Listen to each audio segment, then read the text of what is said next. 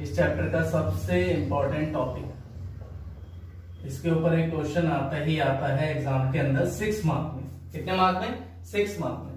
देखो Venn diagram के अंदर फर्स्ट ए यूनियन बी की अगर मैं बात करूं, ए यूनियन बी को मैं वेन डायग्राम से किस तरीके से समझ सकता हूं। देखो सबसे पहले आपको एक चीज याद रखनी है कि जो यूनिवर्सल सेट है उसको आप एक रेक्टेंगल से डिनोट करते हैं। मतलब ये रेक्टेंगल जो है वो हमारा क्या है? यूनिवर्सल सेट है। ठीक है, और ये आपको पता है यू जो है वो हमारा क्या काम करता है? यूनिवर्सल सेट का काम करता है। किसका काम करता है? यूनिवर्सल सेट का। ठीक है, बच्चों के दिमाग में ये चीजें आ जाती हैं, काफी मतलब शरारती जो होते हैं कि सर हमने इसे रेक्टेंगल ही क्यों लाइट किया, सर्कल क्यों नहीं किया, स्क्वायर क्यों नहीं किया, या और भी कोई फिगर क्यों नहीं लाइट करी। ठीक है, ये एक स्टैंडर्ड मेथड है।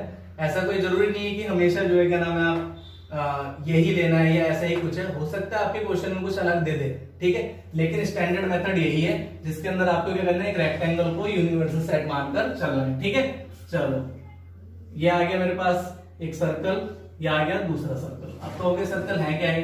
देखो ये जो सर्कल है ना, ये सेट का काम करेंगे। अगर किसी यूनिवर्सल सेट के अंदर कोई ए सेट दिया हुआ है, कोई बी सेट दिया हुआ है, ठीक है, तो यूनियन कैसे बता सकते हैं हम? यूनियन का मतलब क्या होता है देखना जरा, यहां से समझना जरा।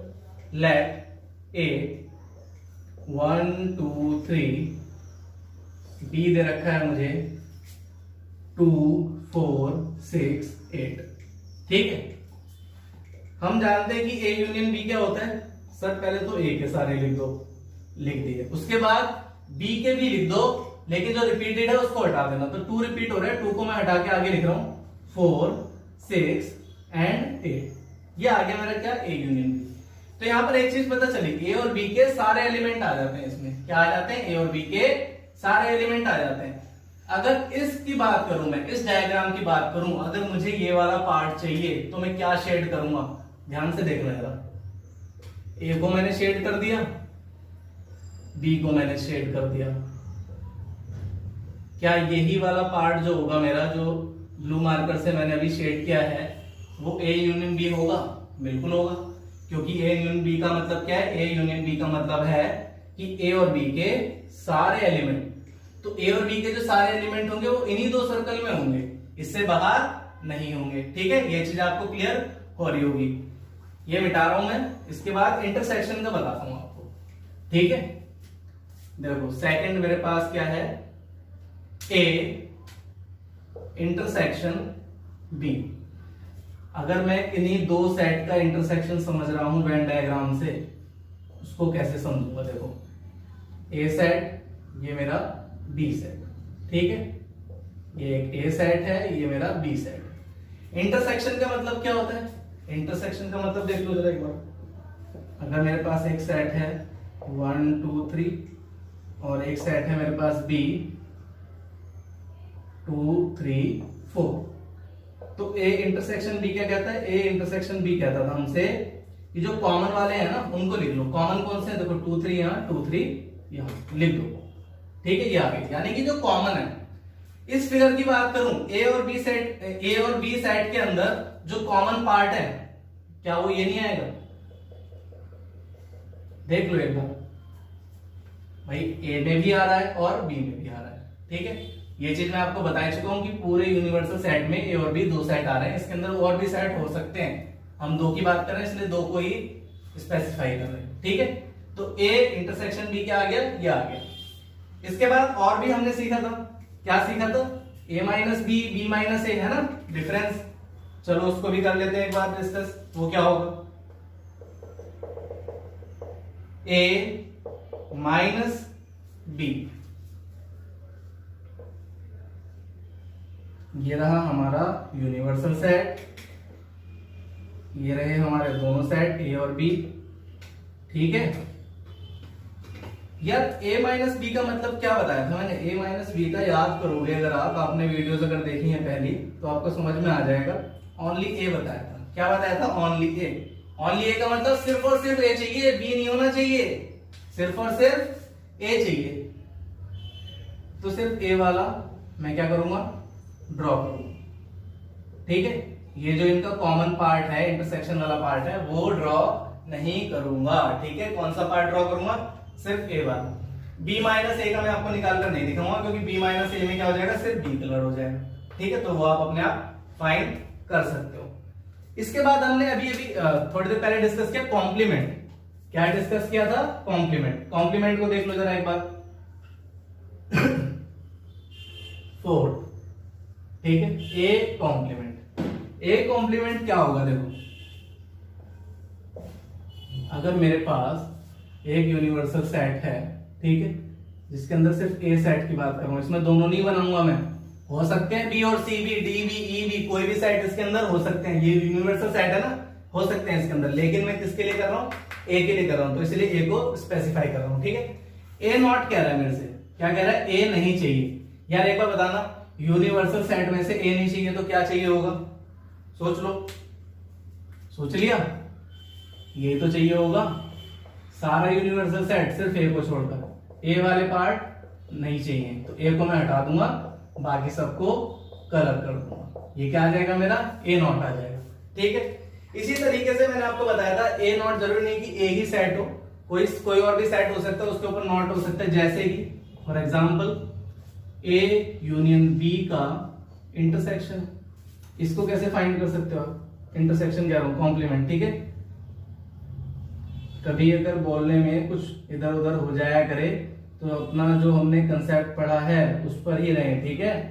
ये मत सोचना, कभी कभार मेरे से भी गलती हो जाती है, ठीक है। A union B, A union B का कॉम्प्लीमेंट, ए यूनियन बी का कॉम्प्लीमेंट क्या होगा सर, ए यूनियन बी को छोड़कर, ए यूनियन बी को छोड़कर, ए यूनियन बी क्या था, ये था, तो इसको छोड़ दो ना, इसको छोड़ूंगा तो क्या बचेगा, ये वाला पार्ट बचेगा सारा बाहर, ए और बी को हटा देंगे, लो हटा दिया, बचेगा नहीं बचेगा, ये चीज क्लियर हो पा रही है नहीं हो पा रही है, देख लो एक बार, सोच लो, हो रही है, ठीक है।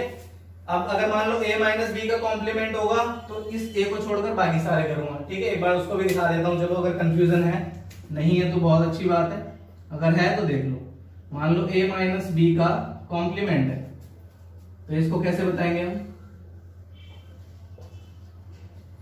ये रहा एक सेट a और ये रहा एक सेट b, a b, ये यूनिवर्सल सेट, ठीक है। यार a माइनस बी क्या आया था मेरा, a माइनस बी, देखो अभी a माइनस बी की बात कर रहा हूं मैं, a माइनस बी मेरा ये आया था, ठीक है, आया था नहीं आया था, ये देख लो यहाँ पे, देख लो एक बार, ये आया था। हमसे कह रहा है इसका कॉम्प्लीमेंट निकालो, इसका कॉम्प्लीमेंट मतलब इस ब्लैक वाले पार्ट को छोड़कर बाकी सारे, इस ब्लैक को छोड़कर बाकी सारे, तो इसका जो ब्लू वाला मैं शेड कर रहा हूं वो आंसर होगा, ठीक है। ब्लैक वाला सिर्फ आपको समझाने के लिए बताया था, ब्लैक वाला एक्चुअली कुछ है नहीं, वो आप खाली मानकर चलेंगे, ठीक है। ये आ गया मेरा क्या, a माइनस बी का कॉम्प्लीमेंट, ठीक है। इसके कुछ और छोटे छोटे एग्जांपल है, वो भी देख लो।